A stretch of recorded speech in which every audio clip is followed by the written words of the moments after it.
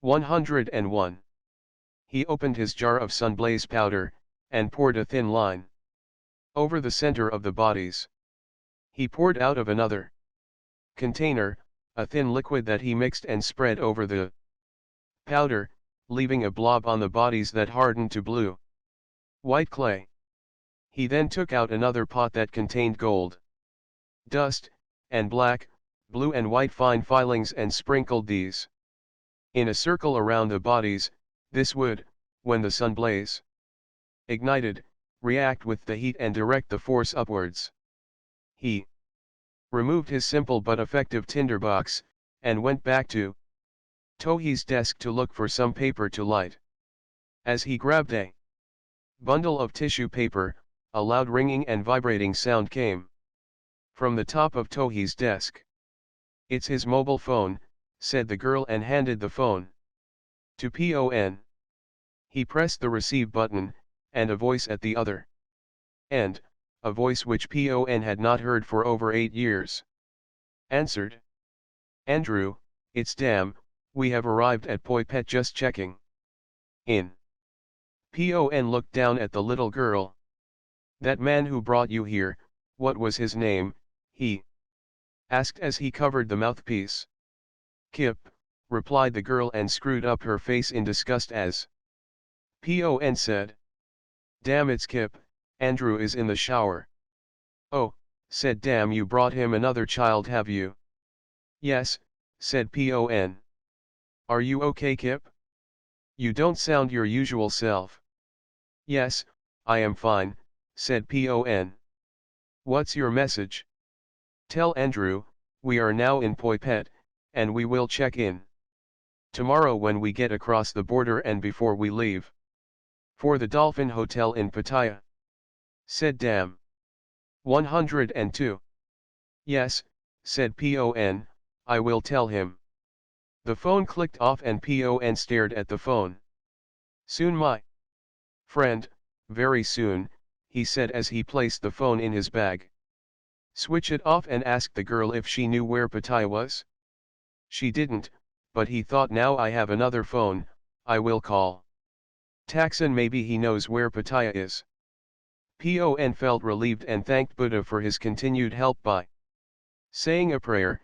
He then blessed Tohi and Kip's bodies and, along with the young girl, he walked outside. Pon lit some tissue and tossed it through the open window into Tohi's bedroom. There was an instant whoosh with a blinding white light and intense heat, and then darkness. All that remained was a fine gold line around where 2 dead bodies were laid only moments ago, although there was now a large hole in the roof of the late Andrew Tohi's bungalow. Pon and the little girl walked away into the hot dark night and caught a passing tuk-tuk. Asterisk Gnostic Gospels are alleged documents written by disciples of Christ, containing the actual words of Christ. It is rumored they also claim that Mary Magdalene was married to, and had a child by Jesus, and that a holy bloodline exists. Asterisk Angkor Wat, stretching over some 400 square kilometers, including forested area. Angkor Archaeological Park contains the magnificent remains of several capitals of the Khmer Empire of the 9th to the 15th centuries, including the largest pre-industrial city in the world. The most famous are the Temple of Angkor Wat and, at Angkor Thom, the Bayon Temple with its countless sculptural decorations. 103. Angkor Archaeological Park was declared a UNESCO World Heritage Site in 1992.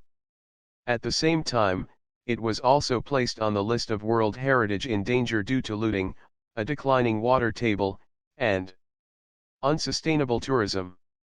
UNESCO has now set up a wide-ranging program to safeguard this symbolic site and its surroundings. Angkor itself has no accommodations and few facilities. The nearby town of Siem Reap, just 6 kilometers south, is the tourist hub for the area. 104. Chapter 9. Senat squeezed Vichy's hand. "Are you okay, old friend?" Vichy was elated and turned his head in Senate's direction. Yes, I feel fine. The Royal Bangkok Hospital is a modern and luxurious medical facility. The rooms in the royal wings are the best in the country, which along with its high-paying patients it also caters for royalty and high-ranking government officials. Although a relatively small hospital, it houses state-of-the-art operating theaters and some of the country's, if not the world's, top surgeons. Nurses rushed in and out to check Vichy's vital signs every 30 minutes. Wednesday, December 14th was a day Vichy and Senate would remember for a very long time. In fact, the events of the last 5 days would be unforgettable. They had traveled for about 20 minutes in the helicopter and landed on the grounds of the Imperial Palace, Bangkok. The flight had been uneventful, which surprised Vichy. He heard the roar of the engines and felt the aircraft move, and heard only a slight hum after an airman closed the door, and only felt a small bump on landing. Not too bad, glad I'm blind, he thought, trying to imagine the view if he wasn't, birds flying past, bumping into clouds, and maybe even crashing into the sun. 105.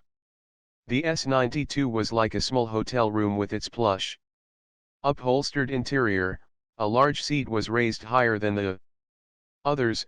Where the king sat, there were 2 seats in the front for the personal guards to sit, and then 4 rows of 3, which faced the cockpit, for soldiers, airmen, or the other members of the royal family. Large intricate carvings, and gold leaf-covered etching covered the sides, which was of a thick covered velour material, and totally soundproof once the airman closed the side door. The 5 soldiers who were in the village mumbled about fearing they would be stuck in the jungle, and the 6 king's escort guards quietly sniggered. Senate and Taksin were talking. Vichy listened, while he held onto his friend's hand for dear life. When they arrived at the Imperial Palace, they were escorted to the Temple of the Emerald Buddha. Vichy and Senate felt strange, as they had not been to the temple for many years. The last time Vichy was there was when he was the Prime Master, and he had not seen the temple since his sight failed. Although he still could not see, he still felt in awe by the atmosphere created by the holy temple, which sent a tingle down his spine. They both went into the temple and up to the statue of the Emerald Buddha. Arm in arm they stood and prayed, asking Buddha for guidance. They were then shown to the monks' quarters and housed for the night. The next morning the 2 monks ate, studied their scriptures and meditated. Late morning they were summoned to the royal residence. The king was in the stateroom, and stood around a medium-sized table, with 5 men and 1 woman. Large sheets of paper had been spread out around the table. The king would ask questions, and one of the experts would explain something, and point at the drawings, whereupon the king either nodded or shook his head. The 2 elderly monks entered the large room and Senate lead Vichy over to the king. The party Al gave them a 106 respectful way. Senate returned the way to the group and reverently weighty the king. I am truly sorry for the loss of your brothers, Kun. Vichy and Kun Senate, said the king. Vichy had grown up alongside the king, who was only 6 years his junior. Vichy remembered seeing him as a boy.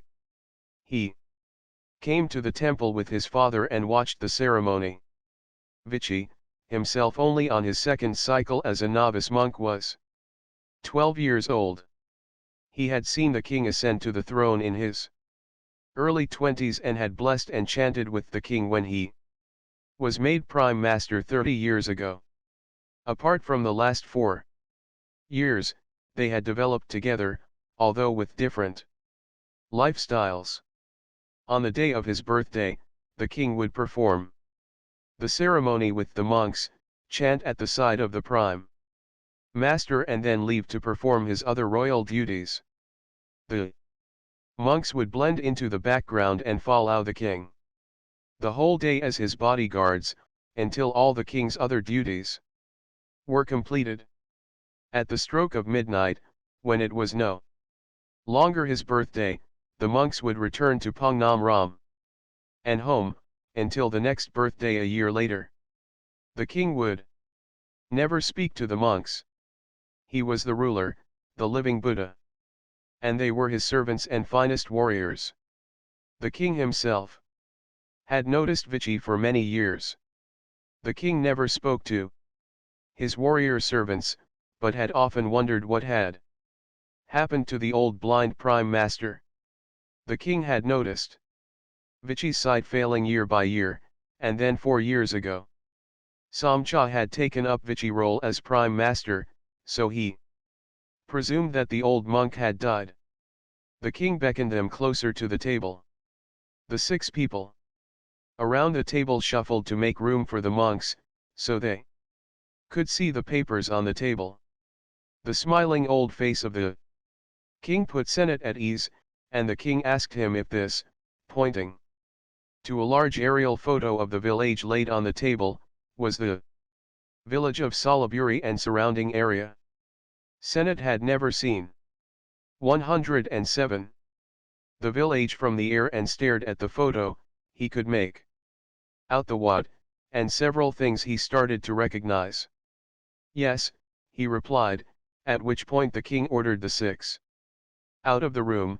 They gathered up all the papers and photographs from the table, and the 6 bowed and left. When they had left the room, the king and the 2 elderly monks went to sit on 3 chairs at the side of the room, next to a large picture window which looked out onto the vast grounds of the royal palace. The king then explained his proposals, while the 2 monks listened with great interest. "We will draw up some plans, and you can go over them. Then return to the village and see what the villagers think," said the king. The king appeared to be like a shepherd wanting his lost sheep returned to the flock, and into the 21st, Gregorian, century. The same thing he had done with the rest of his beloved country and people. The king then went on to explain that as he became older and approached the end of his cycle of life, he would soon have to hand power over to his son Crown Prince Mahavajiralongkorn, who, although now middle-aged, was not a traditionalist. He liked all things modern and had no time for the past, so maybe now was time for the Tinja to step aside. Maybe after this tragedy it was time to rethink the customs of the past. The king went on to explain, as diplomatically as possible, how nowadays the use of technology had outweighed the old ways, and he was not about to let a tragedy that had just befallen them happen again. "There is too much greed in our world now," he said. Vichy and Senate sat silently and listened to this wise old king. They both had tears in their eyes, but they both knew the king was right. That had also been Vichy's train of thought. 108. Over the last few days, he had mentioned to Senate that he knew the Tinja could, and probably should, be restructured. "And we are no longer needed, my old friend," he said to Senate. "Our ways have not changed in centuries. Perhaps it had been a sign from the Lord Buddha that they moved on, and now His Majesty, living Buddha, had confirmed it. We must accept it." Vichy knew he was also close to the end of his life, but would embrace this challenge, and enter into this strange new world with the people of the village, his flock. The next 3 days were hectic for the 2 elderly monks. But they had more energy and strength than most people did in their 20s, and they wanted to be consulted on everything. The king had left most of the decisions to them. They would take the ideas to the village. On the third day, the king returned to the discussions. He looked over plans, drawings and projections with the monks and the team of surveyors, architects, and geologists, who had been in the room on the monks' first visit and now worked closely with them. The king wanted to stay personally involved with the fate of his most loyal subjects. Vichy had given his thoughts and ideas for the continuation and survival of the Tinju, but with many changes in their structure. The king agreed and plans were formulated. All were happy and pleased with the outcome.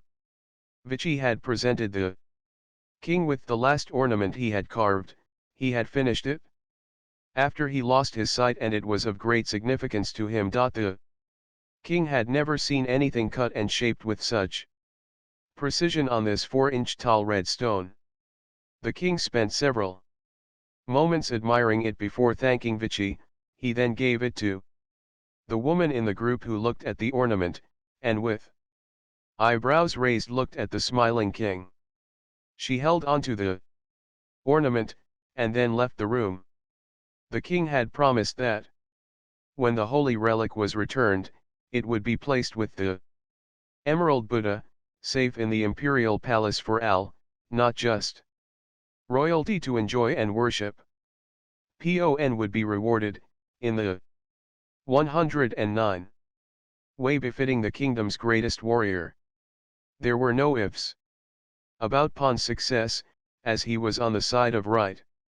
On the evening of the third day, when business in the stateroom had concluded, only the two monks and the king remained. They wanted to get back to the village and relay the exciting news. The old king gently took the old monk's arm. "Kunvichi," he said, "you have faithfully served me through boy and man, now let your king try to repay you." The private hospital room door opened and a large Swiss man and a Thai man, both wearing white coats, entered. They went over to Vichy's bedside and the Thai doctor spoke. "How are you, Master Vichy?" Then, without waiting for a reply, he sat Vichy up. A nurse who had followed them in, pulled the backrest out and propped Vichy into a sitting position. Dr. Wansuk Topaket and Dr. Fritz Heinbach had visited the imperial palace 2 evenings ago. The Swiss doctor, being recognized as one the best at his field, ophthalmology. The king summoned them personally, and on their arrival, shown to the stateroom, where the confused monks were waiting, the king asked if there was anything that could be done to help with the slightly older monk's vision. Dr. Heinbach looked into old monk's eyes with an ophthalmoscope and mumbled about cataracts and a bit of lens damage caused by the cataracts. He moved the scope around, asking Dr. Topaket to translate. After 10 minutes of examining Vichy, he stood straight up, looked at Dr. Topaket, and spoke in English with a strong Swiss accent. "Schedule the surgery for tomorrow afternoon, okay?" The Thai doctor, who was used to this abrupt but brilliant eye surgeon, nodded. 110. Have him prepped and ready for surgery at 2 o'clock. Sharp. Okay, continued Fritz. He then bowed at the king and strode out of the room. The surgery had gone smoothly. It was a simple but effective procedure to remove the severe cataracts, and replace with new lenses. Bandages were applied overnight. The following morning, Dr. Topaket cut the bandages that were wrapped around Vichy's eyes, removed the gauze patches and stood back. Slowly Vichy opened his eyes and focused around the room. Sennett was at his bedside. Someone unfamiliar to him entered the room, which he ignored as he was engrossed in his new, crystal clear world, and he took hold of Sennett's hand. "I can see again, old friend, I can see." Sennett laughed with joy. Vichy looked around the room again and again. "Ready for discharge," instructed the Swiss doctor, and strode out of the room, onto his next patient, with the small Thai doctor rushing to keep up. Vichy gazed at everything, then he focused on the man who had entered. "Hello, Master Monks," said Taksin. "Hello Taksin," replied Senate. Vichy smiled and said, "It is very nice to finally see you Kun Taksin." Taksin wayed the monks and said, "I have some good news for you." He looked at Vichy. "Well," said Taksin, "more good news." Taksin went on to tell them that Pon had called him late the previous evening, and he'd arranged for his friend at the Thai 111 consulate in Phnom Penh to pick him up that morning, and now Pon was on his way to Thailand. Pon had informed him that his duty had gone to Pattaya. He was in pursuit and confident the holy relic would be returned in the next few days. My friend dropped him off and made sure he got on the aeroplane. He has just phoned and confirmed Pon was in the air and on his way to Pattaya. The two old monks looked at each other. "Come on Vichy," said Senate excitedly, "we have to get back to the village and make ready for our warrior's return and start on our new mission." The two monks thanked Taksin, who had made arrangements for a helicopter to fly them to the village. Vichy did not mind the prospect of a flight, as he was confident the pilot could miss the sun again. "Excuse me," said Senate, "what is an aeroplane?" 112. Chapter 10. Pon is learning about aeroplanes and sits bolt upright, clinging onto the armrest of a Boeing 737 on his way to Utapao Airport, Thailand. Pon had left Tohi's bungalow. He and the small girl had taken a tuk-tuk to Phnom Penh. He had called Taksin en route and explained what he had found out. Taksin had told him where Pattaya was, and explained that the quickest way to get there would be to fly. He was a little confused, and Taksin explained that his friend would collect him and take him to the airport and catch an aeroplane. "What's an aeroplane?" inquired Pon. Pon and the girl arrived in Phnom Penh. She then caught a night bus back to her village. She thanked the monk, and the tears that she now wept were tears of joy. Pon went to a hotel recommended by Taksin and paid $5 from his bundle. Courtesy of Mr. Andrew Tohi, he went to his room and meditated for several hours and then slept on the floor next to the large bed. The logistics of getting Pon to Pattaya by plane was difficult. Taksin discussed at lengths with his friend how they could do this.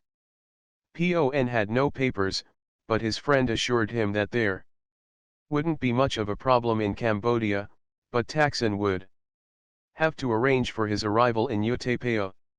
Taksin could mobilize armies.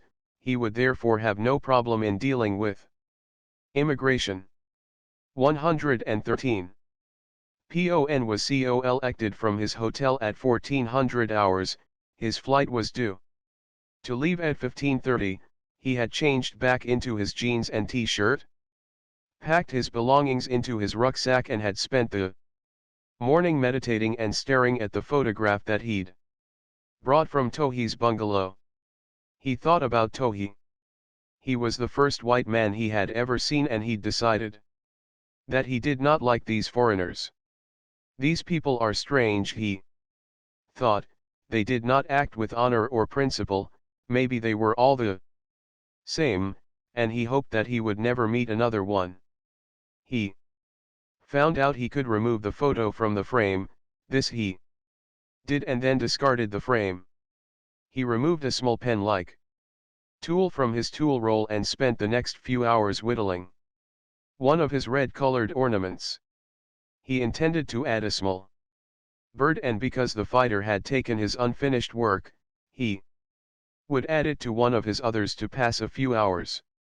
Tohi's phone had been constantly ringing since the early morning. Pon turned it off. Taxon's friend arrived at 1400 hours. He was dressed in a smart immigration uniform. He drove PON to the airport, about a 20-minute drive, and gave PON 2 brown envelopes, with diplomatic papers written across the front, one in Cambodian and one in Thai, and officially stamped Royal Thai Consulate. Phnom Penh International Airport is a small airport, and only a few aircraft took off or land there. PON saw a plane land as they approached, and he became a little scared. "Don't worry," smiled Taxon's friend, "safest and fastest way to travel." PON looked up at the sun, which looked a bit low today, and thought, "I hope we don't crash into it." They went into the airport, and Taxon's friend took PON straight through to check-in, where a Cambodian customs officer waited to greet them.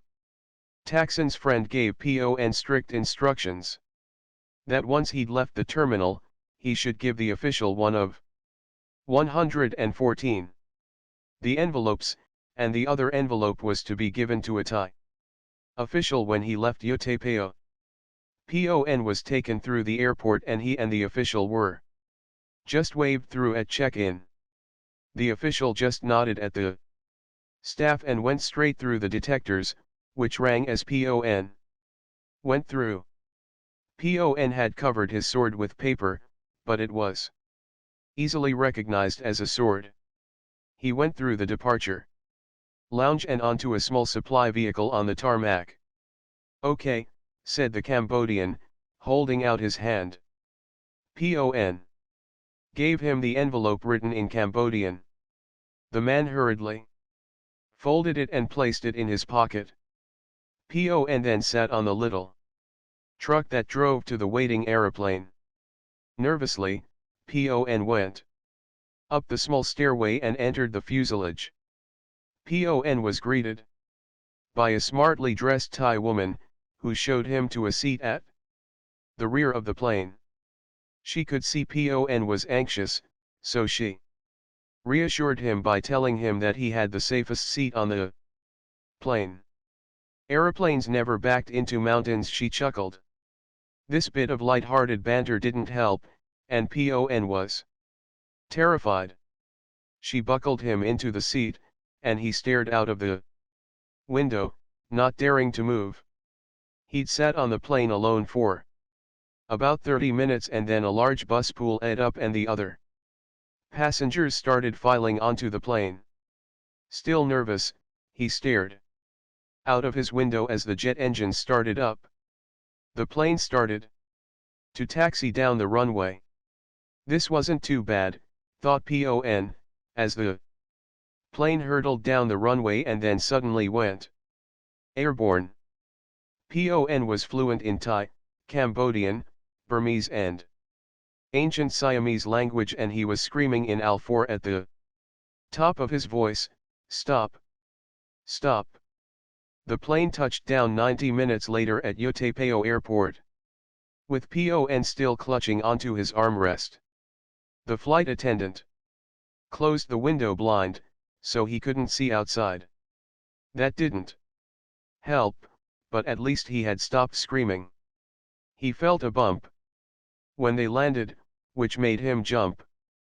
He was just about to 115 scream again, thinking they had hit the sun, when the flight attendant came and opened the blind. "Look," she said, "we have landed." An immigration official got onto the plane. He and PON remained there until the other passengers had disembarked, and led PON off the plane and onto another small service vehicle that drove them the short distance to the small terminal.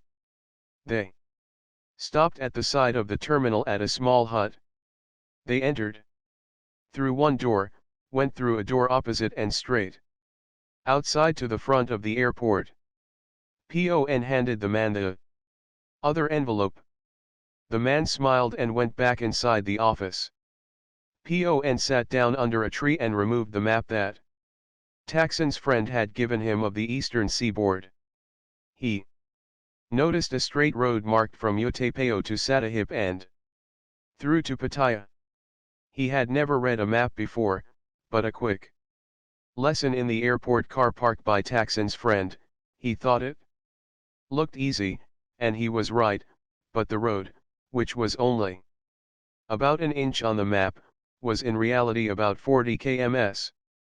He decided to walk. 116. Chapter 11. 7 days, that's 168 hours, 10,080 minutes. Tina Turner started belting out simply the best. 168 hours, repeated Stu. Yes, all right matey, we know, now shut up and watch the show, said an irritated Spock.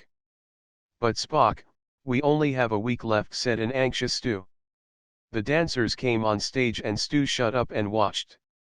The first performer out, dressed in a sexy Tina Turner basque and a large wig, started to mime to simply the best. She strutted about the stage like the real Tina, but Thai version. Then, four scantily clad backup dancers came out from behind the stage and joined Tina in perfect sync. They all mimed along to the Queen of Pop. Tina wound up for the big finish, her attractive backup dancers whipped off their bikini tops, revealing their breasts. Perfect, round, and well proportioned. The crowds around the stage cheered and whistled. Nice tits, mumbled Spock. Yeah, pity they are all blokes, said Nick, who picked up his drink with his good hand, the one that wasn't in a plaster cast, finished the last drop, and asked. 3 more, lads. Nick had broken his arm in his tumble out of the window. He was taken to a hospital and x-rayed, which revealed a small crack in his left ulna, the small ER of the 2 bones in the forearm, and a few bumps and bruises. They wanted to keep him 117 overnight, but when he found out how much it would cost, he demanded to be put in a plaster cast and released. He was told to return before he returned home to the U.K. and get the plaster split, prior to his flight, and then to have it removed in England. 6 weeks later. That was 5 days ago. He had now forgiven Spock, who hadn't even realized that he had bumped the door into him, which resulted in him falling out of the window, but when Nick told him what had happened, he groveled and begged forgiveness. Nick, of course, played on this, even though he knew he was partly responsible because he never locked his door. However, he always did now. Nick was happy. He had phoned Luann while he was at the hospital, and she'd agreed to visit him.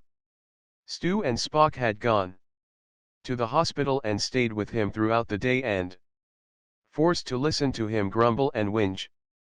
His mood changed when he arrived back at the hotel after being discharged. Luann was in the reception with Deo and Moo. Nick's whinging stopped and he started to hobble and pull at pathetic pained expressions. Luann came over and asked if he was okay, and started fussing around him like an old mother hen. And then they disappeared up to his room. Luann had dumped her present boyfriend when Nick had called her. The poor man, a middle-aged Englishman, who had been saving up for months, often at times with difficulty, due to having to send Luann money because her baby was sick. She told him that she needed 10,000 baht a month, which he gladly sent the love of his life. When the Englishman arrived, Luann had been waiting at his hotel. She hugged and kissed him and he was as happy as a sandboy. They went to bed and made love, twice. He had not seen his love for many months and he was never unfaithful in England. He never went anywhere, mainly because he had no money to go out with after paying Luann. Luann had told him that she never went anywhere, just stayed at home with her sick baby, and had just arrived back from Udon Thani. 118. Northeast Thailand, that morning to see him, she professed her undying loved him and told him that she didn't care about his money. This was, of course, a load of old bollocks, but it was the Thai way, and, although many men fall for this, nobody ever really gets hurt, a few broken hearts, but these are soon mended. In this carefree land, they made plans for his 2-week stay. When Nick phoned, Luann rushed into the bathroom with the phone and told Nick not to call her. Then Nick pleaded with her and claimed he was on his deathbed, and the doctors gave him only days left to live and he was in desperate need of her. She weighed up her options. 10,000 baht a month, or Nick. Nick was a Pattaya-wise foreigner, and knew that he'd been bullshitting her. She also knew he wouldn't give her any money. However, she also knew this new man to be a stupid foreigner who would believe anything, so she could do as she pleased. She had known Nick for a long time. She liked the cheap Charlie, and maybe he would pay her something this time. She walked back into the room to where the Englishman was laid on the bed. "Is everything okay, darling?" he inquired. "No," she sobbed. "My mama called to me, my baby is very sick, I have to go home, I will call you later." She picked up her handbag and left for the Siam Sawashti hotel, leaving the poor Englishman to wonder what had happened. He thought he would give her some more money when she contacted him. Now getting late, Stu, Spock, and the girls went for something to eat. The lads had been with Nick at the hospital all day, much to the annoyance of Stu. "You pushed the idiot out of the window, you stay," Spock pleaded. "You're my mate, and I would for you." 119. The guilt trip worked and the two had stomped around the hospital all day listening to Nick droning on about how much it would cost, how much his arm hurt, and how it was Al Spock's fault. The next morning Stu and Spock decided to hire a motorbike and discover what else was to see around the eastern seaboard. They decided to try the Tiger Zoo at Sriracha, about 40 minutes from Pattaya. They each set off on their Honda CBR 400 cubic centimeters, with Deo navigating on the back of Stu's machine. They headed off on the Bangkok road to the zoo. The bikes were fast, like shit off a shovel, and they soon reached the Tiger Zoo, which was so vast, they had to drive around it. The animals were kept in large open enclosure and looked contented. The lads felt uncomfortable. The bike's engines were hot and positioned in the wrong place. They stopped at a small cafe and, while they ate ice cream, they packed their now roasting testicles with bags of ice. They now understood what a boil in the bag fish felt like from the fish's point of view. The zoo was busy, but the cafe where they sat was deserted and people seemed to be avoiding that area, which puzzled all four of them. The waitress in the cafe spoke to the two girls who looked up. "What did she say?" Spock asked Moo. "Cookie Ling," replied Moo, "she," and Deo moved away. "What?" said Stu. The two girls started talking amongst themselves about the English translation. There was no need, as a large liquefied brown blob landed on Stu's half-finished ice cream. The two lads looked up and saw 3 or 4 monkeys that scurried around on wires in trees above their heads. "Monkey shit," shouted Moo. The group arrived back at the hotel in the early evening. They decided that the following day they would try the Mill Ion Year 120 Stone Park and Crocodile Farm, which they would get to by taxi. They returned the bikes and spent that evening in Spock's room playing dominoes, which they had bought earlier, along with 2 bottles of Samsung whiskey, some orange juice for Deo, and 2 bags of ice for their still throbbing, swollen and well-cooked bollocks. Millionyear Stone Park is the largest crocodile farm in Thailand. It had a stone that has been carbon dated to be over a million years old. There is a large pond that contained giant catfish and several tiger and bear enclosures. However, the main attractions are the crocodiles. There were thousands of beady eyes peeping out from an enormous lake. The 4 watched a show where a Thai man puts his head in a large crocodile's mouth and doing what by most would be considered suicidal stunts. Stu, Spock, Moo, and Deo had their photographs taken set on a croc, which eyed a rather nervous Spock up and down. The trainer had to remove the crocodile, as Big Spock had told him that if it moved again, he would be going home with fresh crocodile skin shoes. The croc must have understood this and shot off around the arena with an angry Thai in hot pursuit.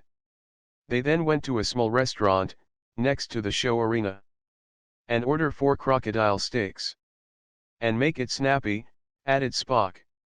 Stu groaned at his pathetic attempt at humor, but Spock didn't care. He had seen a good show, and now eating the cast. Over the next few days Nick had started to feel better, so they all went to a small island, about a 40-minute ferry ride from Pattaya called Koh Larn. They caught the 10 o'clock ferry. Nick was happy as it only cost 20 baht. They had a few beers on the chugging old ferry, and arrived at the Koh Larn jetty, 40-odd minutes later. There was no beach where they docked, so they went and asked at the restaurant/resort, on the jetty opposite. There they met the proprietor, an Englishman called One Eye 121. Steve, due to the fact he only had one eye, and his loud, slightly crazy wife, Nan, he directed the lads to one of the 4 beaches, and said he would see them on their return. They hired a boat bus for the day and went to Sami Beach. It was hot and sticky on the beach, and they all put on sunblock, same factor as red lead. They frolicked on the beach, and Stu dragged a giggling Deo into the sea. "I'm going in for an aqua shag," he proudly boasted. Followed by Spock and Moo, who was soon up to her shoulders in the water, which had only covered Spock's waist. Stu had Deo's legs around his waist. He slid his hand between her legs and slipped her bikini to one side. She tugged at the front of his shorts, releasing the animal from its slumber. He pressed himself forward, entering a willing, and now familiar, moist world. He slowly kissed her. They then heard rapid, high-pitched, unfamiliar speech directly behind him. Deo looked over Stu's shoulder and pulled herself closer and stood still, with Stu still inside her. A black rubber ring floated by the couple, with 3 young children and 1 old Japanese woman, who happily chatted and just drifted along and looked at the couple engaging in their nuptials. The annoying Japanese drifted around between both the couples, much to the annoyance of a frustrated Stu and Spock. The 2 girls chuckled as the 2 lads inquired as to whether the floating Japanese enjoyed sex and travel.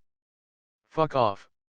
The Japanese just smiled, nodded, and continued to float around and chatter for 10 minutes, by which time the lads' ardor had worn off. They straightened themselves up, got out of the water, grumbling, and went over to a laughing Nick and Luan, who had been watching the drama from their beach chairs.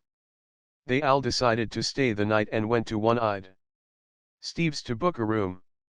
They ate and sat on deck chairs on the pier of the restaurant. After 6 o'clock, the island became deserted as the last ferry departed. Nick mentioned that his arm, 122, was sore and he went to bed with Luann, leaving Stu, Deo, Spock, Moo, and One-Eyed Steve to sit and talk. Steve suggested. They went to watch the sunset at the small beach that was only 5 minutes away. They thought this a good idea, so ordered 2 motorbike taxis and went to a small deserted beach. They sat down camera in hand and waited. The sunset and view was breathtaking. They could see the tall towers and outlines of Pattaya clearly against the backdrop of the horizon. The sky blazed a golden glow and then turned into a fiery blood red along the horizon as the sun slowly made its nightly descent as the darkness drifted down to meet it. There were a few midnight blue clouds that just ambled along, with it seemed no particular place to go and no particular rush to get there. The darkness had won its nightly battle and the sun withdrew completely and left a dark starry sky. The odd light gray-blue patch remained, which made the sky appear like a dark cobalt blue quilt. The lights from Pattaya lit up the horizon, as nature's spectacle took their breath away. The unlit beach was in darkness, apart from the odd glow of a star making a late appearance, and after about 10 minutes, Spock let out a long sigh, followed moments later by Stu. "What an awesome place," said Stu. "Yeah," agreed Spock in a Phil Y mood. Moo coughed and swallowed hard. Deo coughed and spat several times. A relaxed. Spock looked over to the dark shadowy figure of Stu. "Deo, doesn't swallow then mate." They all returned to One-Eyed Steve's. The girls went to their rooms for a Listerine gargle and sleep. The lads went to the restaurant. Steve and Nan sat at the small jetty that overhung the ocean. One-Eyed Steve had lived with his wife, Nan, on the island for 4 years. 123. His restaurant and rooms was on a pier, directly opposite the jetty where the ferry stopped. They had 5 rooms, plus a large snooker hall. The pier was T-shaped, with the restaurant being at the top. It was a large open restaurant with just a roof supported by beams and surrounded by the sea. It had a small bar in the center and 20 tables around it. There was also an extra uncovered overhang at the front, approximately 20 meters long by 5 meters wide. There you could fish or just sit and relax. Spock and Stu ordered a beer and joined the couple. A few hours later they were all spannered. The 4 sat around a table. Stu inquired about how Steve had lost his eye. Steve explained. He was drunk and fell off his motorbike. "That's nothing," he said, "look at this," and pointed to a large scar on his shoulder. "That's where I fell off the pier," he said, pointing to the spot. Things then started to get surreal, like the scene in Jaws when Hooper and Quint started comparing scars. "Take a look at this one." "Oh, that's nothing. I got that beat." This went on for what seemed like hours. Stu and Spock thought they were there to judge who had the best scar between Steve and his wife. Every time one of them showed a scar, they explained the story behind it. They would then point to the spot where it happened. Always at the restaurant and always spannered, which probably explained why they never had any customers staying the night. Stu recollected the time he'd spent in the Royal Navy, when he had visited HMS Victory, Nelson's flagship, where a brass plaque was placed on the quarterdeck, which read, "Nelson fell here." Stu had thought, if these two had a plaque every time they had an accident, the floor would be worth a fortune in brass.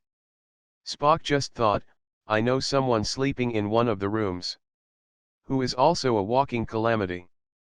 Nick's ears must have been burning. 124. One-Eye Steve and his wife Nan, who were now quite shit-faced, ran out of scars to show, and looked to Stu and Spock to announce a winner. Stu mentioned that although none had some impressive scars, the majority had come from the same place, a hole in the kitchen floor, which went straight into the ocean, or onto rocks when the tide was out. Non's exit from the restaurant was therefore not as ambitious as Steve's, so Steve had, in their opinion, won. Non wasn't very happy about this and stormed off to bed. Stu and Spock thought this light-hearted banter was turning serious and imagined being murdered in their sleep. They staggered back to their rooms and went to sleep.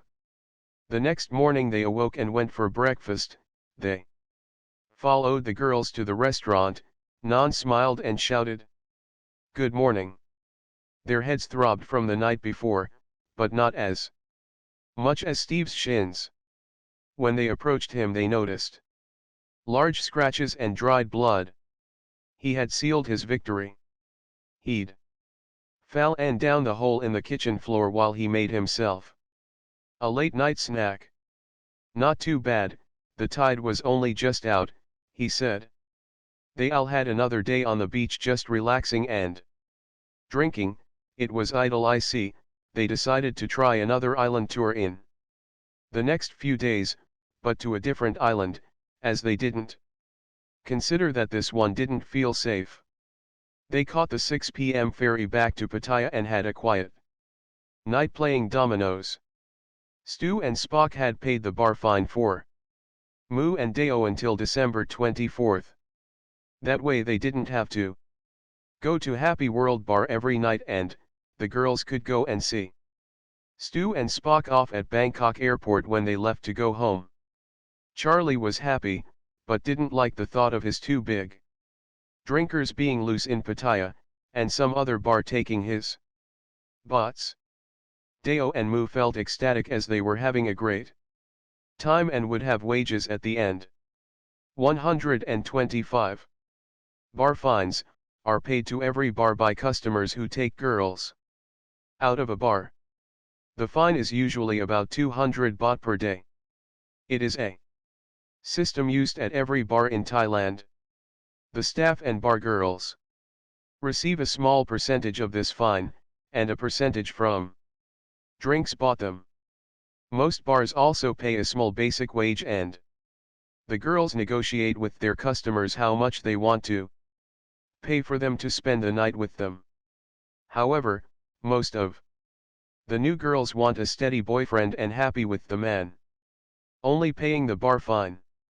They know that if they are taken long time, a special why by the new and unwise foreigners, that there is every chance that they will be taken care of for a long time. So, money is rarely mentioned. They are, in the eyes and the customers, a girlfriend. This stage, if a man takes them, it will usually end in marriage. Now, with only 1 week left for Spock and Stu, the lads decided to have a boys-only night out. They left the girls in Spock's room to watch T.V and compare notes and trophies. Deo now had a mobile phone courtesy of Stu, and the already telephone-owning Moo now had a gold bracelet, courtesy of Spock. Luann said nothing. She had worked Pattaya and the bars for 2 years, and had thrown away, or given away more trophies than the two newcomers owned put together. Besides, Nick never gave her anything. Luann smiled at the two happy girls. "Don't worry, ladies," she said, "there is more to come." The lads had gone out early. The plan was a few drinks and go to watch the Tina Turner Ladyboy show for a laugh. They would go back early only juiced. But the best laid plans of mice and men.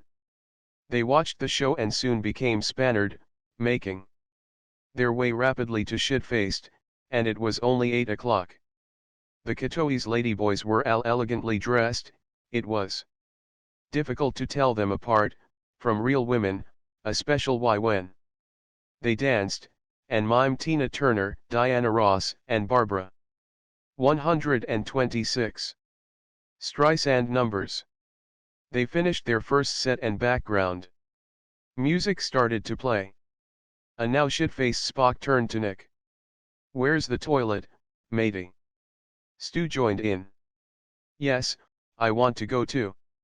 Nick pointed to the toilets, situated where the ladyboys now stood chatting, fixing their makeup and adjusting Todger position. Stu looked at Spock and announced, "You have two hopes of me going there, Bob Hope and No Hope." Spock agreed, and they decided to wet their pants instead. Nick saved this embarrassment and suggested that they could go outside. He pointed to an alleyway a short distance away at the side of the Dolphin Hotel, and Nick told them that they could have a slash against the side wall of the hotel. They got off their seats and staggered toward the alleyway. 127. Chapter 12. Tohi had planned the meeting well. Always suspicious, he had left no room for error. The meeting place was chosen Pattaya, as he still knew corrupt policemen there. Even though he had left under a shadow, he knew forgiveness would come in the form of bought notes. Therefore knew this was the place for any transactions. It was the easiest place to get away with anything, from stealing a national treasure, or even murder, at the right price. He had made his two henchmen drive across the border, as there were no searches at the borders and no detectors, unlike airports, which made it ideal for Miguel and his small package. He had chosen the hotel of one of his old acquaintances, the Dolphin, for the meeting. Tohi knew that his friend paid the police to ignore the goings-on there. It was a favorite venue for many underhanded activities, mainly the street-walking prostitutes. These girls could not work in the bars, as they had the reputation for stealing, or abusing customers, and therefore blacklisted, had to walk the streets for customers. Mohammed wanted a neutral place to meet, and this, Tohi had told him, was ideal. Tohi had planned for every contingency, except his premature death. Dam and Miguel had become concerned. They had tried to call Tohi for 2 days, and his phone was now switched off. Very unlike Andrew, something must have happened, they both 128 thought. They considered postponing, but they knew that Abdul was arriving on the 16th, they did not want to risk incurring Tohi's wrath if his deal didn't go through, and so they went ahead with the schedule. Miguel had booked one return flight to Cambodia for the 17th. He decided to change the venue for transfer of funds into his bank account in Gibraltar, just in case something had happened to Tohi. Everything was set. The inspection of the relic and transfer of funds would take place in their second-floor room at the Dolphin. Miguel's extra task was already set up and planned: the murder and disposal of this now surplus to requirements Dam. They booked Abdul in at the Marriott Hotel and arranged a safety box for the relic. Abdul was to stay there one night, and fly back the next day to Saudi, with the holy box hidden in the base of a metal statue of the Prophet Muhammad, holding a copy of the Quran. The relic would be wrapped in a thin lead sheet that would appear hollow on X-ray. Dam and Miguel had the statue made on their arrival. They had returned the hire car that Tohi had arranged for them at the border, and hired an inconspicuous Toyota Vios to pick Abdul up from Bangkok International Airport. They gave false names to the uncaring Thai rental company. They collected Abdul, a small chubby Arab, from the airport at 17:30. He carried with him a large suitcase, much too large for a One night stay, thought Dam. They headed to Pattaya. Miguel and Abdul made small talk. About Tohi and Mohammed, about how long each had worked for their respective employ. Dam drove, as he could not understand English, so therefore could not join in. They arrived at the Marriott Hotel and Abdul went to freshen up, while Dam and Miguel waited in the reception, which they thought to be a pleasant change from the seedy Dolphin. The three then went to the Dolphin Hotel and up to the second floor, room 205. They sat down at a small table. The 129 hotel had a musty, urine odor and the rooms were dank. Dam pool had opened a large window to let some of the smells from the street filter in. Abdul, who was used to the high lifestyle his position granted him, looked uncomfortable. He opened his suitcase and removed a Toshiba A8P440 laptop and webcam. Then plugged in an antenna, and made an internet connection. Dam removed the metal statue from a rucksack and unscrewed the base. The small jewel-encrusted box was removed from its lead blanket and placed in front of Abdul. Dam started to get an odd feeling in the pit of his stomach. Abdul did not appear as if he was from a museum. He wore large gold bracelets, rings, and a genuine Rolex gold watch. Dam felt something was definitely not right. Miguel glanced at his watch, and patted the small bulge by his rib cage. Walther PPK handgun with silencer, his favorite gun. A smiling face appeared on the computer screen, as Abdul removed more items from his suitcase. "Hello," said Mohammed. He and Abdul then had a conversation in Arabic, and then reverted to English to speak with Miguel about Tohi. "No problems," said Miguel. "Andrew had to go away on business. He has another artifact to look at in the jungle and wouldn't be able to get a signal on his phone." "Okay," said the voice on the screen, "send him my regards." "I will get him to phone you on his return," said the relieved Miguel, glad that the Arab had bought his story. Abdul removed two enlarged A4 size photographs from his briefcase and studied them against the box. The photographs were of ancient pastel drawings, one depicting a young smiling King Bumnalancorn, sitting in the lotus position, with the holy relic placed in his spread out hands and surrounded by fierce looking devil-headed warriors, with armored elephants in the background. 130. The other photograph had been an enlarged segment of the first that showed only the box. Abdul compared this against the box, grunted and started to operate the machines and scraping small shavings off the box, which he placed on various pads and sensors. "This will only take a moment," he said.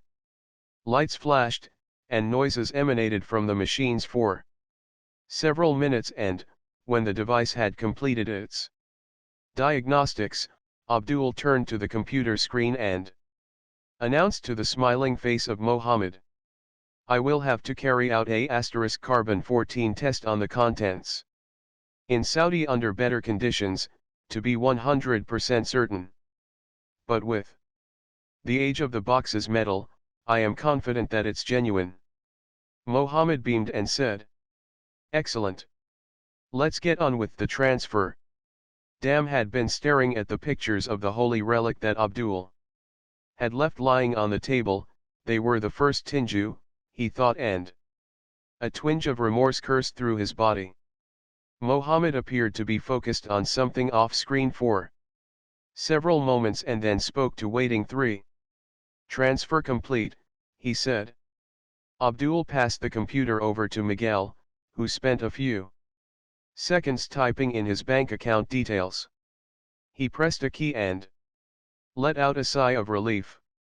$1,000,000,000, I'm a rich little Spaniard, thanks to these stupid Arabs, he spoke aloud in Cambodian, so the two Arabs wouldn't understand, but Dam understood.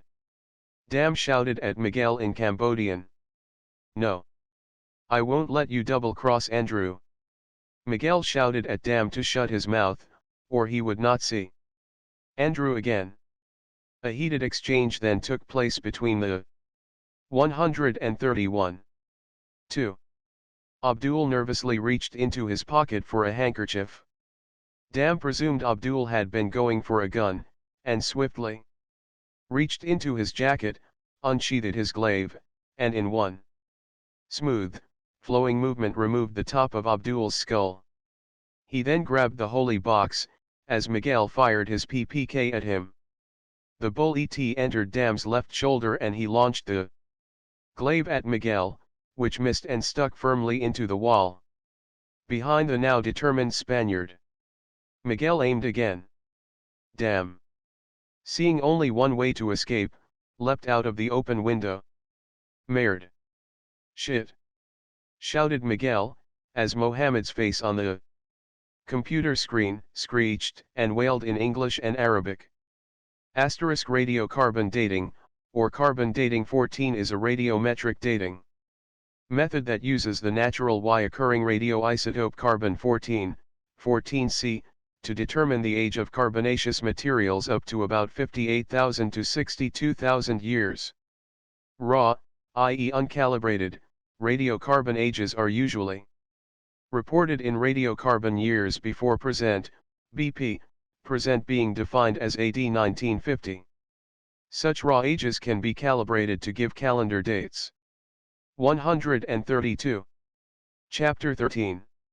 The sound of 3 zips being opened, followed by the sound of 3 high-stream jets of water hitting a wall, and final Y, 3. Long satisfied A's, signal Ed that Nick, Stu, and Spock had made it to the alley at the side of the hotel, and relieving themselves of excess fluid, to make room for more beer. A thud, groan, followed by another loud thud and then a yelp. Stu, leaned with one hand supporting himself against the wall, turned to face Spock and casual Y inquired. Did somebody just fall on your head? Spock wiped his now sodden hand down his shorts and slurred. Yes, matey, it would appear so. They both looked to where Nick had been standing moments earlier. They looked down upon a laid-out Nick, and a small-tie man lying prostrate across him. Spock glanced at his old friend Stu. I suppose I'll get the blame for this, too. Spock and Stu rapidly finished with their squirts, and went to help the 2 Falan men. Spock picked up Dam, who was conscious, but a bit shaken and confused. Stu went over to assist Nick. He noticed something shining on the floor, so he picked up the object, slipped it in his pocket and asked Nick if he was okay. 133. No, I am not bloody okay, said an indignant Nick, who spat a white object into his hand. Spock and Stu helped the 2 injured men to their feet. Nick had a large gash on the back of his head, where he had hit it against the floor. Dam was groggy and mumbled in Thai. Spock and Stu couldn't understand the Thai, but noticed a large dark stain over the shoulder of his jacket. Come on, said Stu, and he supported Nick. Spock carried the weak, but light Dam. They headed out of the alley and into the nearest bar. Miguel came rushing out of the hotel, as the 4 turned the corner, still cursing and with gun in hand. He stopped and stared at the group as he took aim, and then lowered his arm as they disappeared around the end of the alley. The 2 injured men were sat down. The girls at the bar came over to help, although avoided the Thai man, after they had noticed blood coming from his shoulder. They guessed it was a drug-related wound. Either way, they did not want any involvement and turned their attention to Nick. Now in the light, Spock and Stu noticed that the dark stain on Dam's jacket was blood. They looked at one another, unsure of what to do. An anxious mamazan told them to get the injured men to hospital as soon as possible. She said that she would call the police, and she informed them that Pattaya Bangkok Memorial Hospital was only a few swas away. The girls tended to Nick, and eased his todger back into his sodden shorts and zipped up his flies, and dabbed at the urine that covered the front of his shorts with some tissues.